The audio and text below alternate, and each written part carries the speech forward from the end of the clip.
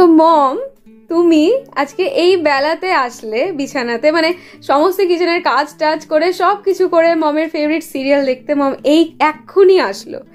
তারপরে আমি দেখছি মম হাতের মধ্যে করে এই শুকনো নারকেল, কি যেন বলে মম এটাকে, গড়ি বলে, গড়ি বলে, শুকনো নারকেল নিয়ে এসে মম ছোলা শুরু করে দিয়েছে। মম করবে কি তুমি এটা দিয়ে এখন? ওরে ঠেকুয়া বানাবো। এইটা দিয়ে? নারকেল ইউজ করবে না? ফ্রেশ নারকেল না, আজকে এই নারকেলটা দিয়ে করবো। এটা শুকনো নারকেল, খোপড়াও বলে, শুকনো নারকেল বলে, আর বিহারে এটাকে বলে গড়ি, খোপড়া। এটাই ভাবছিলাম। এটা দেখি এটার পিলটা কিরকম। আচ্ছা, এইটা এরকম হবে, অ্যাকচুয়ালি এরকম আছে, ওটাই এরকম ছিল। হ্যাঁ, এটাকে পিল করে করে সাদাটা বার করছে। হ্যাঁ, ব্রাউন পোর্শনটা রাখলেও ক্ষতি নেই, যেহেতু আটা দিয়েই করব, কিন্তু এটা দিই না, অনেক সময় হজমের অসুবিধা হয়। হ্যাঁ, সেই জন্য এটাকে উঠিয়ে নিচ্ছি। পুরোটা ছুলে নিয়েছো? হ্যাঁ, দেখি দেখি। এই অস্ট্রিচের ডিম, ইমুর ডিম টাইপের।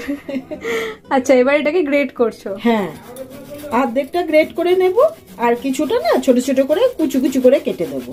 এবার এই নারকেলের প্লেটের ওপরে নিয়ে নিচ্ছি আটা, তার সাথে দিয়ে দিচ্ছি ঘি, দিয়ে ভালো করে মেখে নিচ্ছি। এই সময় দিয়ে দিচ্ছি 2-3টে ইলাচির দানা, দিয়ে এবার খুব ভালো করে ময়ান দিয়ে দিচ্ছি।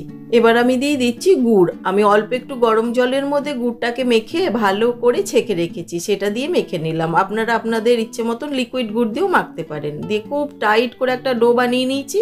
এবার একটু মোটা দানা চিনি ওপর থেকে ছড়িয়ে এইভাবে রেখে নিলাম। তারপর এর থেকে ছোট ছোট করে লেচি নিয়ে, দেখুন যাদের কাছে ডাইস নেই তারা এরকম একটা ছাঁকনি ঘরে থাকেই, সেটার মধ্যে দিয়ে এইভাবে করে নিতে পারেন। এছাড়াও আপনারা হাতে কিভাবে করবেন আমি দেখিয়ে দিচ্ছি।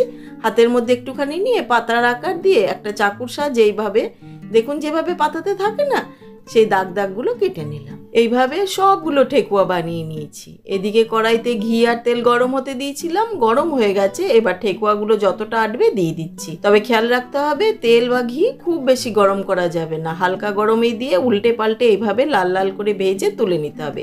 এটা একটু ধৈর্য ধরে ভাজতে হবে, সময় লাগে। তৈরি হয়ে গেল ছট পুজো স্পেশাল ঠেকুয়া।